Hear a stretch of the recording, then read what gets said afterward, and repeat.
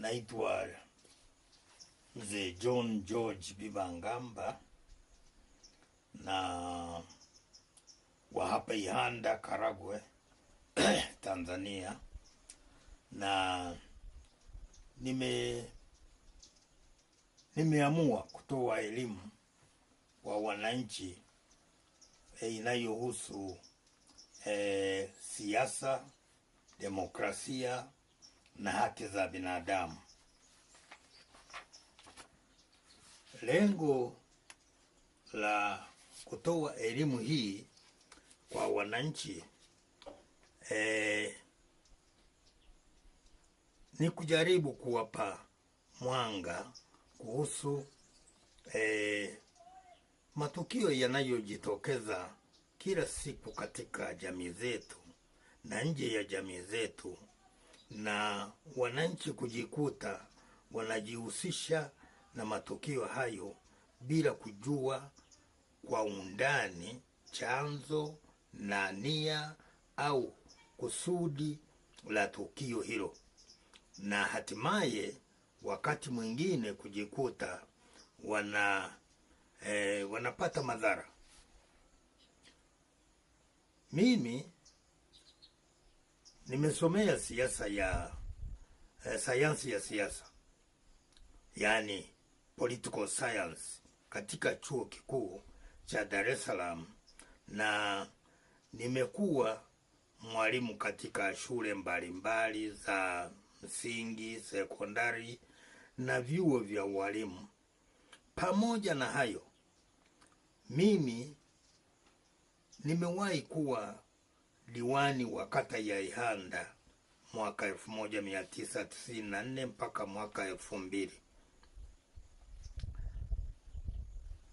Mimi katika kutoa elimu hii kwa wananchi nimesukumwa zaidi na kuona jinsi wananchi wanavyodanganywa na wanasiasa na vyama vya siasa na hata vyombo mbalimbali vya habari na vingine vinavyojiita vyombo vya kutetea demokrasia na haki za binadamu, hatimaye kutumbukizwa katika vitendo vya uvunjifu wa sheria na amani, na kujikuta wanaumizwa pasipo sababu yoyote ya msingi.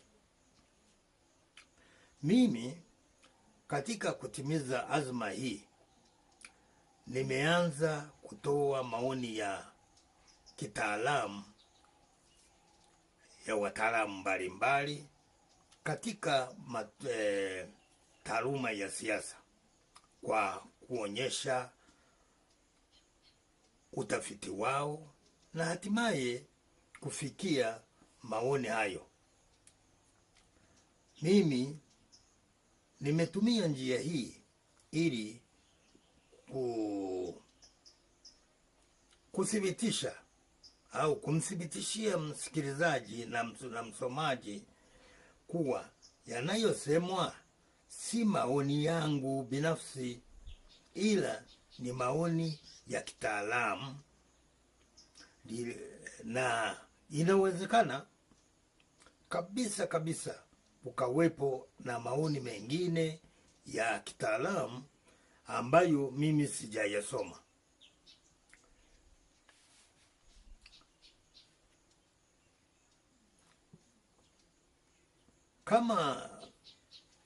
Kama ni hivyo, basi inakuwa vizuri yule aliye nayo akayatoa ili wananchi waweze kuelimika zaidi kuhusu jambo hilo. Lakini nataka kusema hivi, yule anataka kutoa elimu hii au maoni hayo ambayo ni pinzani kidogo, ayatoe kitaalamu badala ya kupoteza muda wa msikilizaji au mtazamaji kwa kutoa maoni ya ubishi tu wa binafsi usio na msingi wa kitaalamu.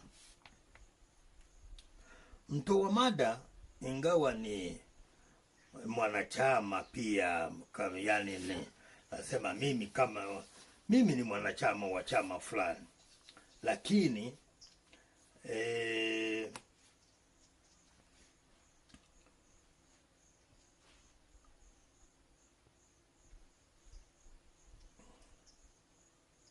maoni na ushauri ninaoutoa katika mada hii hayana upendeleo wa chama chochote cha siasa wala itikadi yoyote ya chama au nchi.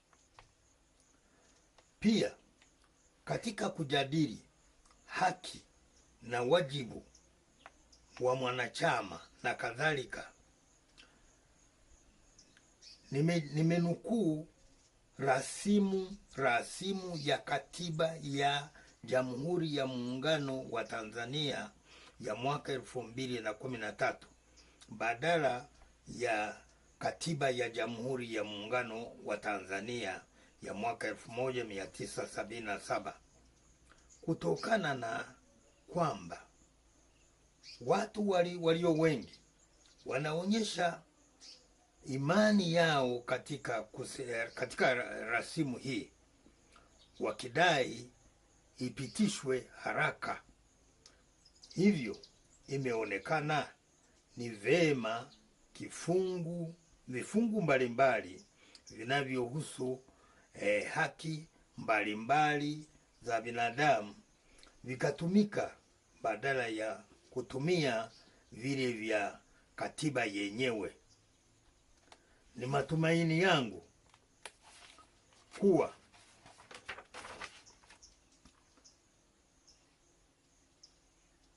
mwananchi ataweza kupata maarifa na fikra mpya ambazo zitamsaidia kupima na kuchuja habari yoyote anayoipata inayohusu siasa, ili aweze kutoa maamuzi ya busara kuhusu jambo hilo. Sasa baada ya utangulizi huu, tuanze kuzungumza juu ya siasa. Maana ya siasa, kwa mfano, katika mazungumzo ya kila siku, neno siasa ni utaratibu au utaalamu juu ya mwenendo mzima wa uendeshaji wa nchi na utawala wake, yaani serikali. Hii hasa ina maana ya ujuzi, jinsi watu wanavyo husiana katika mahusiano yao ya kila siku, kwa mfano katika nyanja za uchumi, afya, elimu, mawasiliano na kadhalika. Binadamu ni kiumbe kinachoishi katika jamii, yaani katika mchanganyiko na ushirikiano na binadamu wengine katika maisha ya kila siku. Kutokana na hali hii ya binadamu kuingiliana katika shughuli zao mbalimbali, kunatokea uwezekano wa kugongana kimaslahi na kimaadili. Kutokana na uwezekano huo, kuzuka miongoni mwa watu mbalimbali binafsi au makundi mbalimbali yenye maslahi tofauti katika jamii, inakuwa muhimu kuwepo na chombo cha kuweza kuleta amani, ushirikiano na uwiano wa maslahi kati ya mtu na kati ya kikundi na kikundi bila ili kuweza kuleta amani. Na hapo ndipo umuhimu wa kuwepo na serikali inapojitokeza. Serikali ni chombo kinachotumiwa na watu au kinachoundwa na watu katika jamii ili kiweze kuchunga na kulinda maslahi mbalimbali katika jamii bila ya upendeleo wowote. Ni chombo kinachotegemewa na kila mmoja katika jamii ili kuleta umoja, amani na haki bila upendeleo na wala bila uonevu. Kwa ufupi, tunaweza tukasema kwamba serikali ni chombo cha kusuluhisha migogoro na kusimamia haki katika jamii. Sasa kama ni hivyo, hebu tujaribu kufafanua hapa juu ya jambo hilo la chombo cha kusuluhisha migogoro. Mtaalamu wa siasa ambaye anaitwa Macpherson CB katika kitabu chake kiitwacho The Real World of Democracy, The Real World of Democracy, anasema kuwa na nukuu, anasema binadamu kwa asili yake anatawaliwa na ubinafsi na uchu wa madaraka wa kuwafanya wengine na mali zao wawe chini yake. Mwisho wa kunukuu. Nadhani limeeleweka. Pia kuna mtaalamu mwingine ambaye anaitwa Robert A. Dahill, naye katika kitabu chake kiitwacho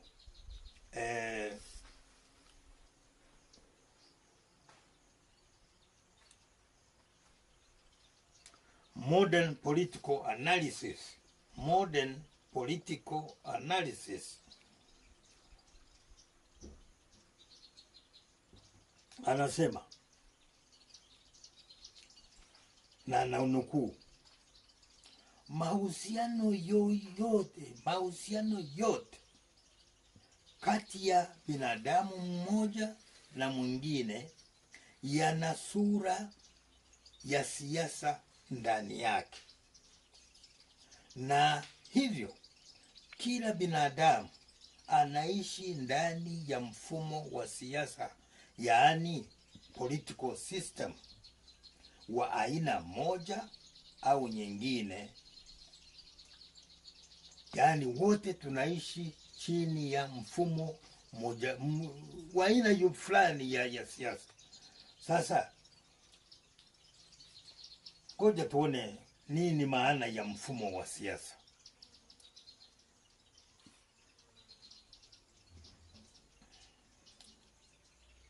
Mtaalamu huyu Dahill anafafanua mfumo wa siasa kuwa ni mahusiano yoyote, na nukuu, mahusiano yoyote yenye mwelekeo wa kudumu wa matumizi ya nguvu, amri na sheria ndani yake, ndiyo mfumo wa siasa. Mfumo wa siasa, na narudia, ni mahusiano yoyote yenye mwelekeo wa kudumu wa matumizi ya nguvu, amri na sheria ndani yake. Mwisho wa kunukuu. Kwa hiyo unaona kwamba siasa tayari ni kitu ambacho kinatumia nguvu, yaani yale nguvu na amri na sheria. Sasa Hivyo kutokana na ubinafsi wa kila binadamu, mahusiano yote kati ya binadamu na wengine yana mwelekeo wa matumizi ya nguvu na amri na sheria. Kwa mfano,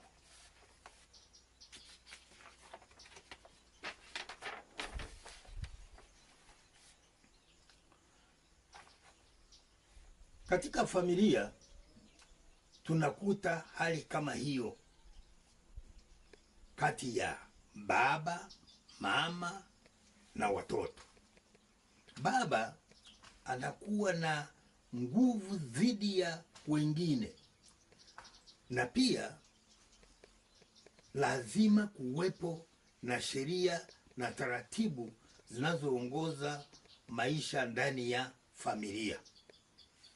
Kwa hiyo tayari imeshakuwa ni mfumo wa siasa wa aina moja hapo. Pia katika vikundi vya dini kuna mwelekeo wa nguvu, sheria na amri ndani yake, kwani tunakuta kuna mkubwa, yani kiongozi, na wadogo, yani waongozwa. Hivyo mifano yote hiyo miwili inaonyesha mfano wa siasa, mfumo wa siasa wa aina moja au nyingine. Wataalamu wengine, kwa mfano Gabriel A. Armond na G. Bingham Powell, katika kitabu chao kiitwacho Comparative Politics, a Developmental Approach, kinaitwa Comparative Politics, a Developmental Approach, wanaongeza kuwa, na nukuu, tunapozungumzia mfumo wa siasa tunamaanisha mahusiano yote yanayohitaji au yanayotishia matumizi ya nguvu au amri halali. Mwisho wa kunukuu. Hata hivyo, wanaongeza kuwa, na nukuu, hii haimaanishi kuwa mfumo wa siasa lazima utumie nguvu nyingi, vurugu na vitisho, ila inamaanisha kuwa matumizi ya nguvu na amri ni sifa maalum ya mfumo huu, yaani ni sifa isiyoepukika au sifa ya pekee ya mfumo wowote wa siasa. Mwisho wa kunukuu. Kutokana na maoni ya wataalamu wa siasa, ni wazi kuwa serikali yoyote ni lazima iwe na mamlaka au na madaraka ya matumizi ya nguvu na amri ili kuweza kuleta amani, maelewano na haki katika jamii. Kwani bila hivyo kutakuwepo na baadhi ya wananchi wanaojaribu kutumia nguvu dhidi ya wenzao, na hivyo kuwakosesha amani na haki. Umuhimu huu wa kila serikali kuhodhi madaraka na mamlaka ya kutumia nguvu na amri, na wakati mwingine vitisho katika jamii, inatokana na tabia ya kila binadamu ya ubinafsi wake. Lazima kuwepo na chombo ambacho kitatuliza amani, ili kuweza watu kujisikia wana furaha. Macpherson ambaye tumeishamwona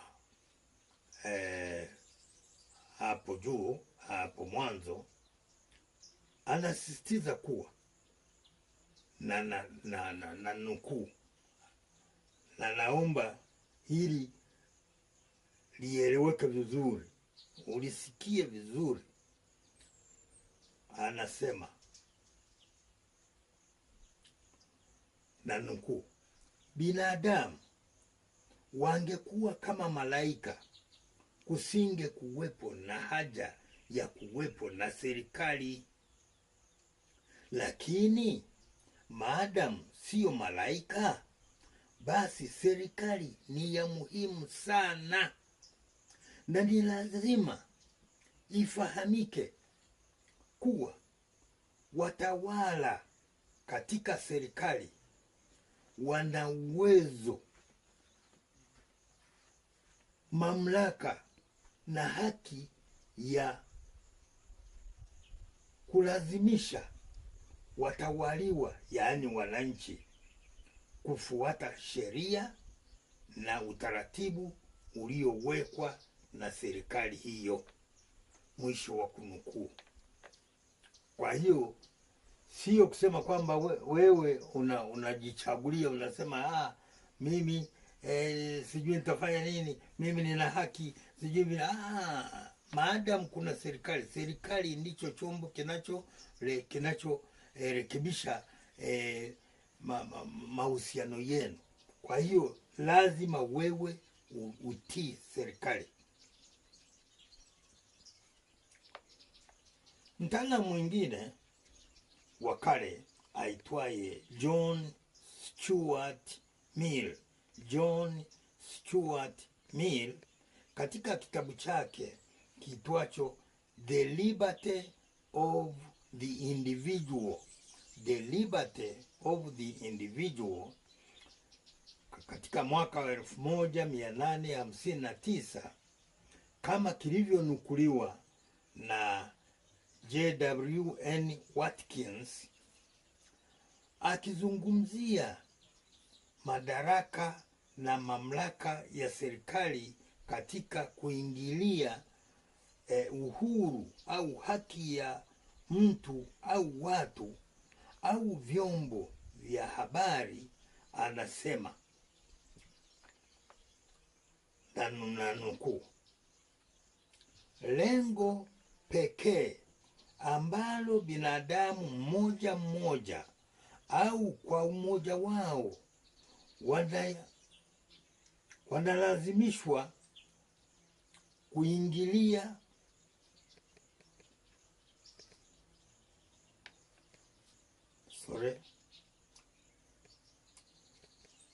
naanza kunukuu tena. Lengo pekee ambalo binadamu mmoja mmoja au kwa umoja wao wanahalalishwa kuingilia uhuru au haki ya mwenzao ya kutenda ni katika kujihami. Sababu pekee ambayo nguvu zinaweza zikatumika kihalali dhidi ya mwanajamii yeyote katika jamii iliyostaarabika kinyume na matakwa yake ni kuzuia madhara kwa wengine. Manufaa yake binafsi, yawe ya kimwili au ya kimawazo, hayana sababu tosha. Nadhani hiyo imeeleweka kwamba sasa serikali inaweza ikatumia nguvu dhidi ya mtu yeyote, dhidi ya vikundi vya aina yoyote, kama kweli inataka kulinda haki ya kila mmoja.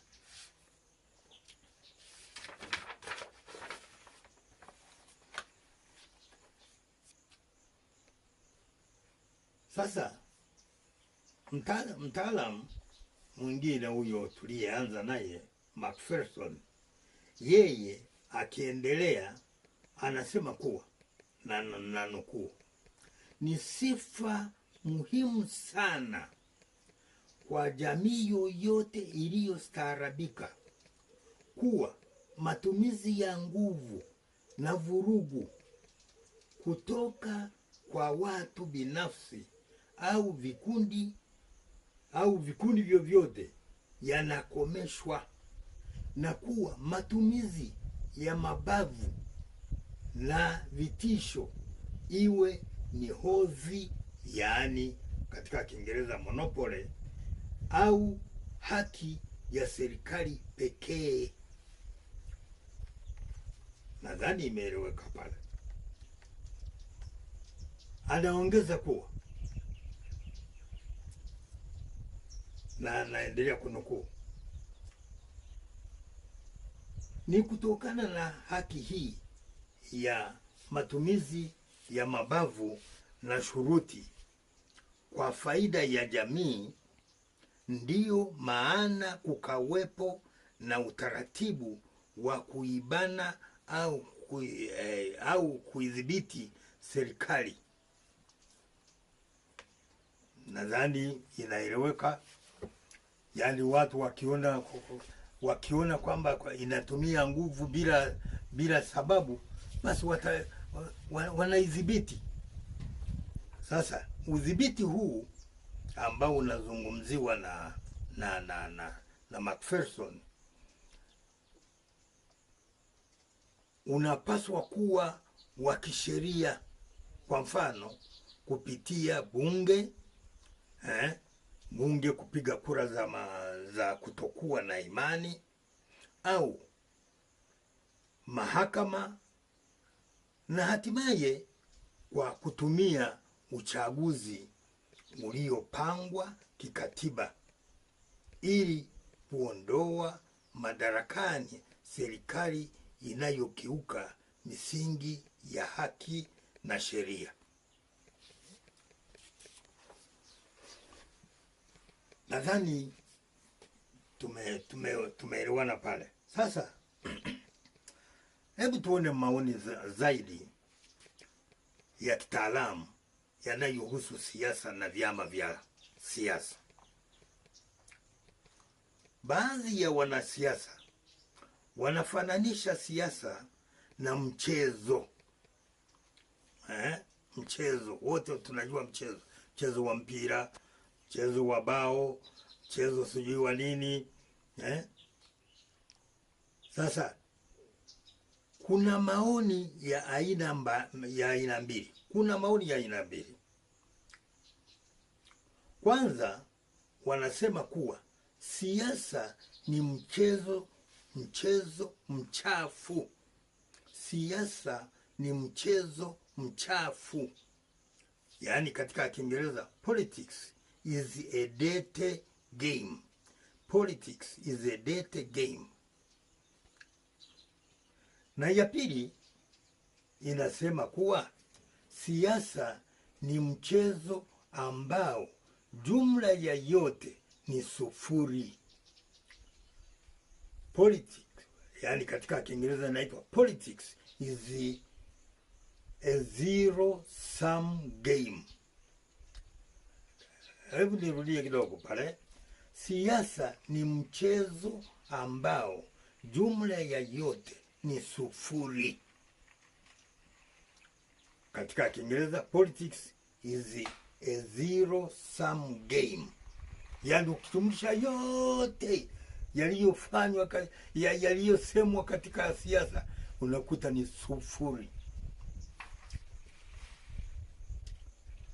Maoni ya kwanza, yale yanayosema is a dirty game, yanaonyesha kuwa ndani ya siasa hakuna mambo ya ustaarabu. Ndani ya siasa hakuna mambo ya ustaarabu na kuheshimiana. Mwanasiasa atatumia kila njia, na zaidi ni zile mbaya, kuhakikisha mpinzani wake au mhasimu wake anatoka madarakani, naye anashika utawala au uongozi wa dola. Hii inaonyesha kuwa ili hali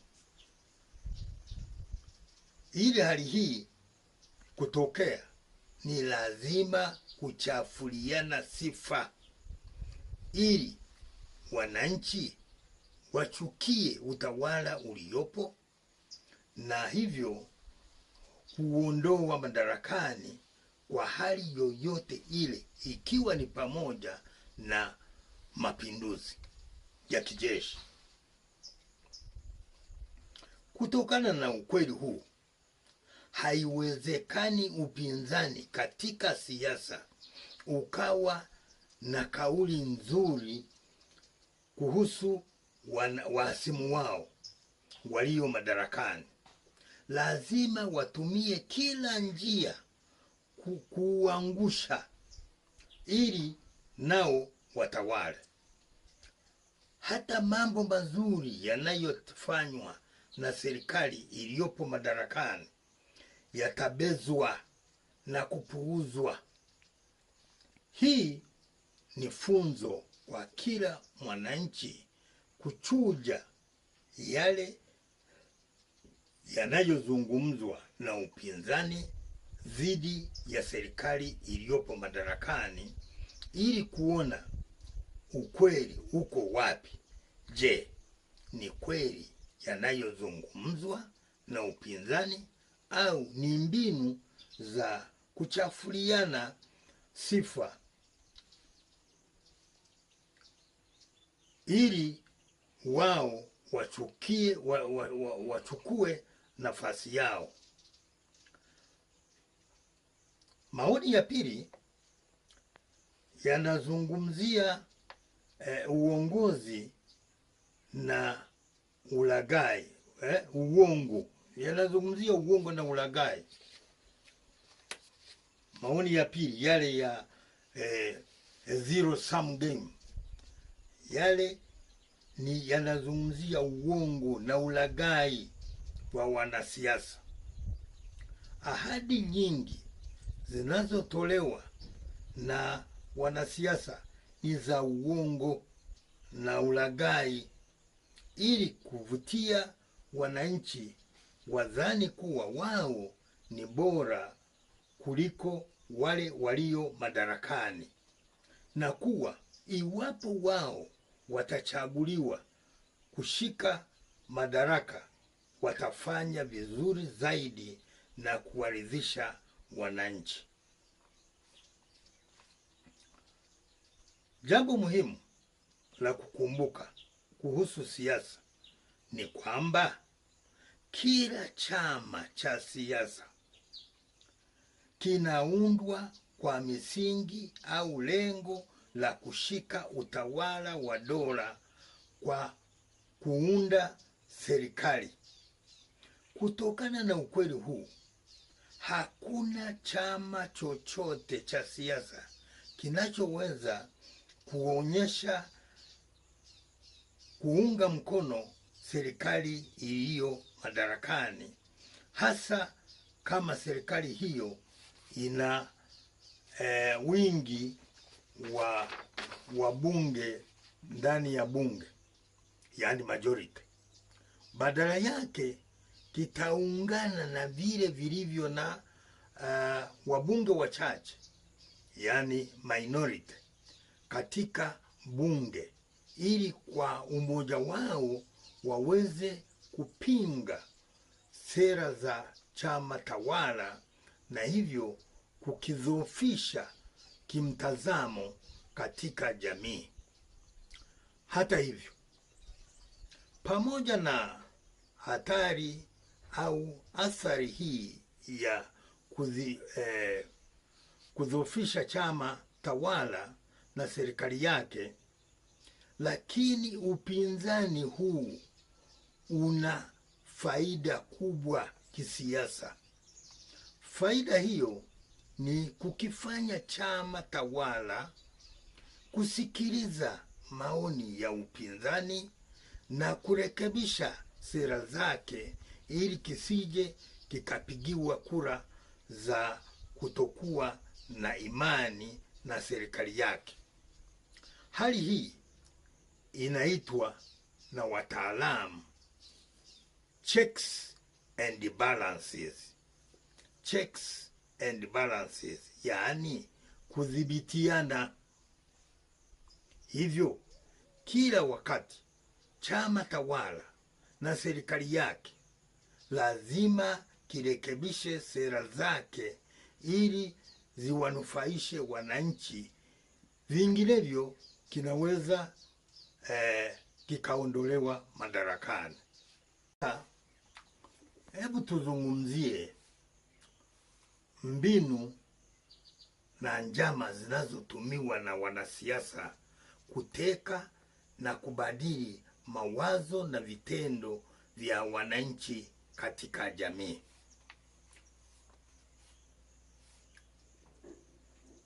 Tunapozungumzia mambo ya kisiasa, wataalamu wanasema kuwa katika kila jamii kuna watu wa aina 4.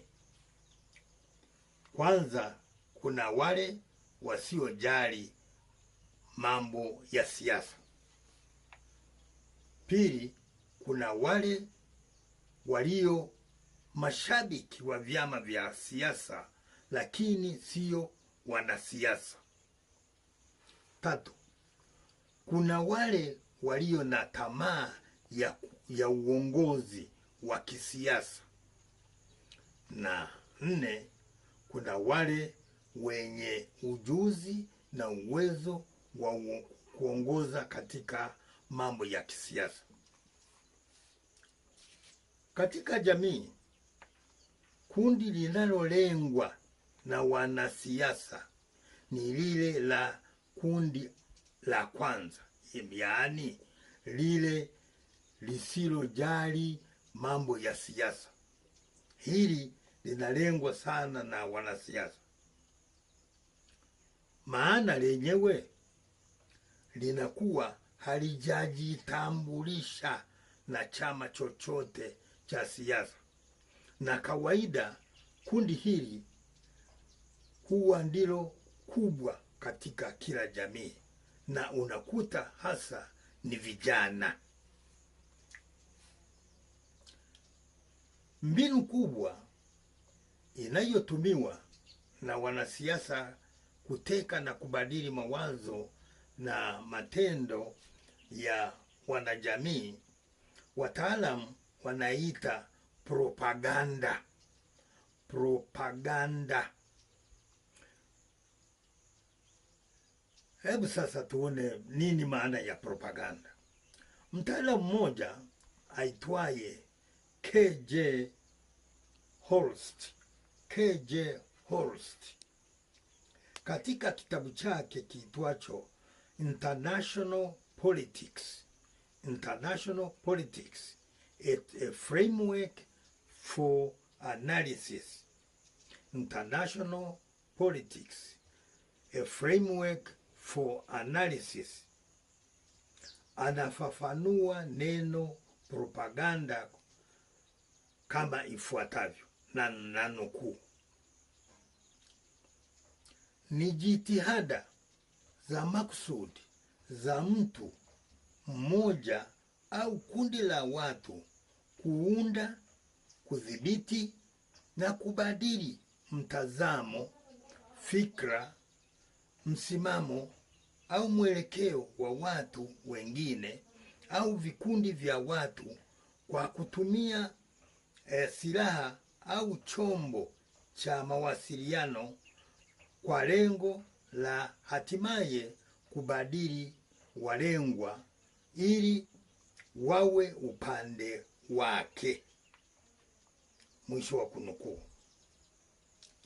Lakini vile vile wanasema na nukuu ile ya pili, ni mpango wa makusudi kwa kutumia utaratibu maalum wa ishara au alama, hasa kwa kupandikiza mawazo akilini mwa watu na kwa matumizi ya mbinu nyingine za kisaikolojia kwa lengo la kubadili na kudhibiti mawazo, fikra na maadili ya walengwa na hatimaye yarandane na lengo lililokusudiwa. Mwisho wa kunukuu. Nadhani itakuwa imeeleweka. Sasa unaona kwamba yani propaganda ni kitu ambacho kinatumiwa na wanasiasa, yani kudanganya watu ili kuwavutia na kuwadanganya na ili wafikiri kwamba hili linalozungumzwa ndilo lililo kweli, kumbe ni uongo. Katika tafsiri ya pili, katika tafsiri ile ya pili, maneno, ishara au alama inawezekana ikawa njia ya maandishi au mazungumzo au matendo. Kwa hiyo inapozungumzwa mambo ya ishara au alama, inawezekana wanalotaka kusema, mtu anaweza akatumia maandishi, anaweza akatumia mazungumzo, au anaweza akatumia vitendo. Mtaalamu huyu, yani Horst, anasema kuwa na nukuu, propaganda inategemea sana uchaguzi wa mambo halisi, matendo na matukio halisi, maelezo yasiyo kamilifu na majibu yaliyopangwa kabla. Hiyo ndiyo propaganda hiyo. Na naomba nirudie pale.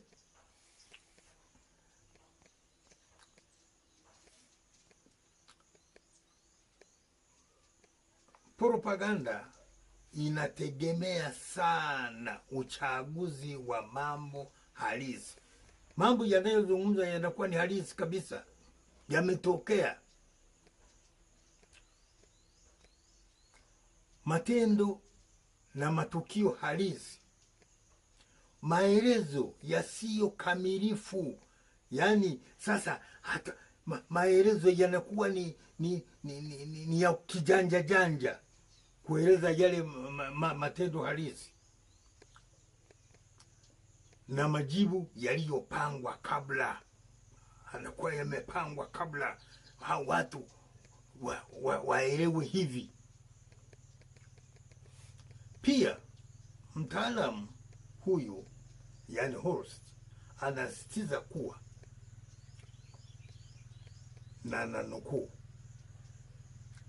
ni mara chache sana maudhui ya propaganda kuwa ya kweli kabisa, lakini pia huwa siyo ya uongo kabisa.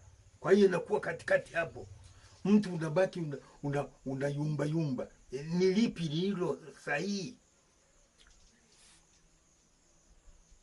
Mtaalamu mwingine aitwaye Hans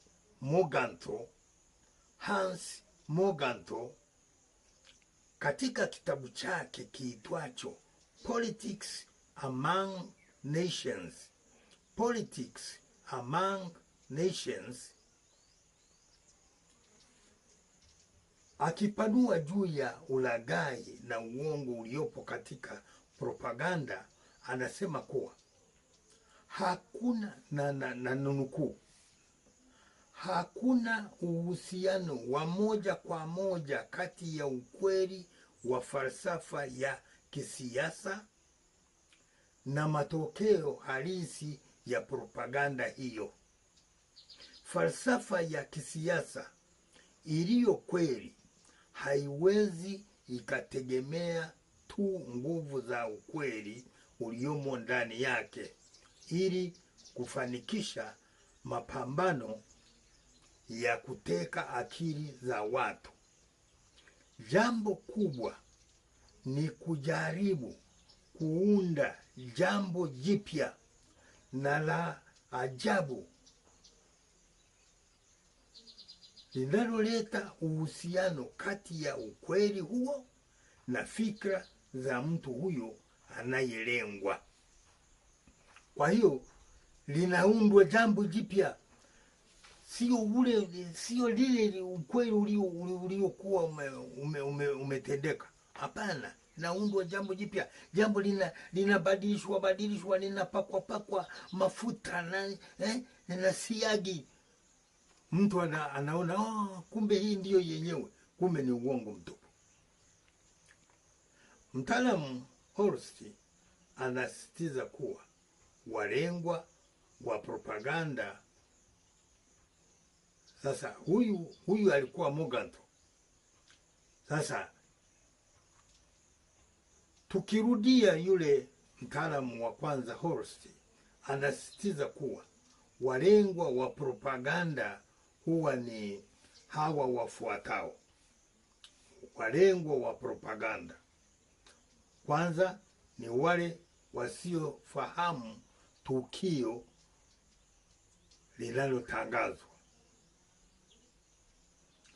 Ya pili, ni wale wanaounga mkono kwa kiasi fulani msimamo wa mpiga propaganda. Tatu, ni vijana na wale wote wasiojali sana mambo ya kisiasa. Na ya nne, ni wale wote wenye msimamo ule ule kama mpiga propaganda, pamoja na halaiki au umma, yani crowd, yani mkusanyiko wa watu. Na hili hasa ndio lengo. Mpiga propaganda anapenda sana zaidi, yani mkusanyiko wa watu. Kuhusu hasa halaiki, yani ule mkusanyiko wa watu, yani crowd, mtaalamu huyu anasema kuwa hasa hili ndilo kundi linalolengwa na wapiga propaganda kwa sababu zifuatazo, na nanukuu: kutokana na kupandishwa jazba au mori, inawezekana kabisa mtu kusababisha halaiki yoyote kutenda vitendo visivyo vya kawaida. Naomba nirudie. Kutokana na kupandishwa jazba au mori, inawezekana kabisa mtu kusababisha halaiki yoyote kutenda vitendo visivyo vya kawaida. Na anaongeza kuwa wachunguzi wengi wamegundua kuwa mtu anapoteza fikra za busara jazba inapochochewa katika kundi kubwa la watu. Jazba, wachunguzi wengi wamegundua kuwa mtu anapoteza fikra za busara, yani unapoteza yani mawazo ya busara, unaanza yani unahaha. Fikra za busara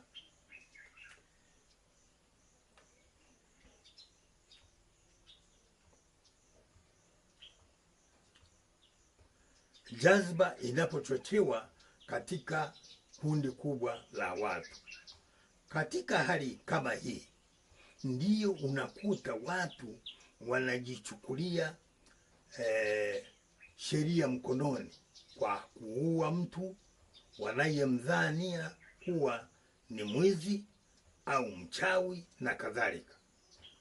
Kutokana na ukweli huu, ndiyo sababu serikali yoyote iliyo madarakani mara nyingi huwa hairuhusu maandamano ya wapinzani, maana inawezekana kabisa akajitokeza mtu wa kuchochea halaiki hiyo kutenda matendo kinyume na makusudio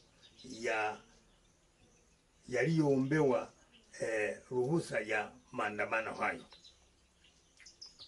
Kwa hiyo halaiki yoyote, kundi kubwa la watu, ukichochea jambo, ndio sababu unakuta kwamba wapinzani wanazungumza kwa jazba, wanapiga kelele, wanafanya nini ili watu wapandishe mori na jazba.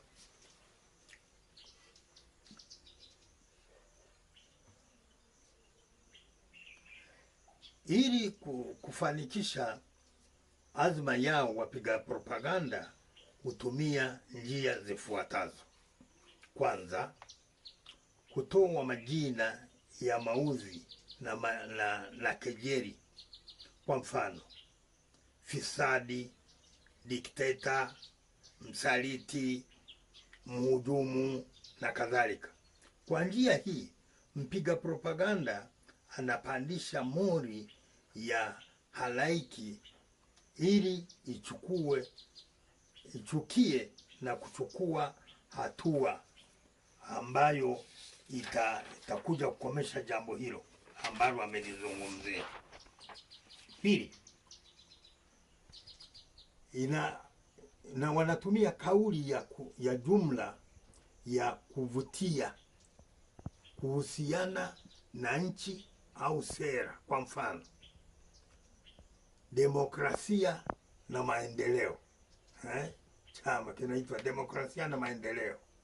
Kutokana na njia hii, halaiki inatamani kujiunga na kundi kama hilo ili nao wawe kama mpiga propaganda.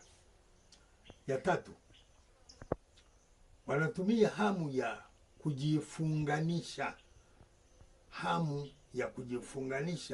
au kujihusianisha na jambo, sera, tukio la nchi kubwa na kadhalika, kama wapenda amani duniani, wapenda amani duniani, wanademokrasia na kadhalika. Kwa njia hii, halaiki inavutiwa kuunga mkono mtu au kundi kama hilo, maana linaonekana ndilo mkombozi wao. 4, kutafuta msingiziwa, yani scapegoat. Katika Kiingereza inaitwa scapegoat. Wakati wa matatizo ya kiuchumi au kijamii, yani wanatafuta msingiziwa, nani amesababisha hili. Njia hii inatumika katika kuwafanya watu waamini kuwa chanzo cha matatizo yao yote ni fulani, na hivyo ili kuondoa au kurekebisha hali ni kumwondoa huyo mtu kwa hali yoyote ile. 5, wanatumia njia ya kujifanya na kujitambulisha kama mmoja wa wale walengwa, yani anajitambulisha, anajifananisha nao wale walengwa, wale anaotaka kuwadanganya. Hapa mpiga propaganda hutumia lugha, mila na desturi za walengwa ili kujifanya mmoja wao, hivyo mkombozi wao katika shida. zinazojitokeza. 6.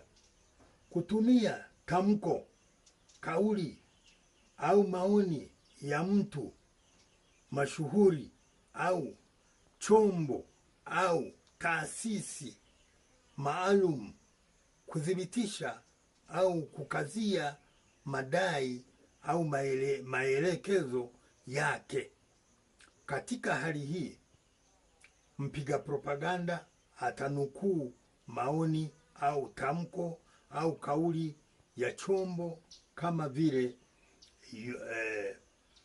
Umoja wa Mataifa, NATO, ile ya Ulaya na kadhalika, au watu mashuhuri kama vile Nyerere au Obama na kadhalika, ili kuelezea tatizo fulani linalowasibu wananchi, ili kuwafanya wamwamini kuwa yeye anaweza akaliondoa au kwamba linasababishwa na mtu fulani. Na hivyo ili kulimaliza ni lazima kumaliza kwanza yeye au chama husika. Ni kwa kutumia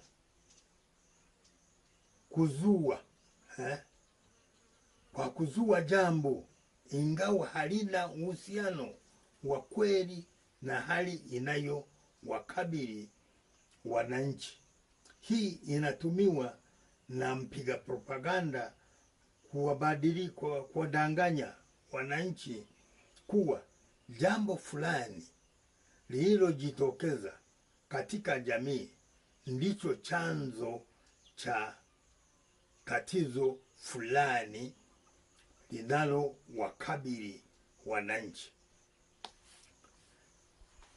Njia zote hizi tulizoziona hapo juu zinatumiwa na wapiga propaganda ili kuwafanya wananchi, yani halaiki, wamwamini mpiga propaganda kuwa yeye ndiye anayefaa kutokana na matamko,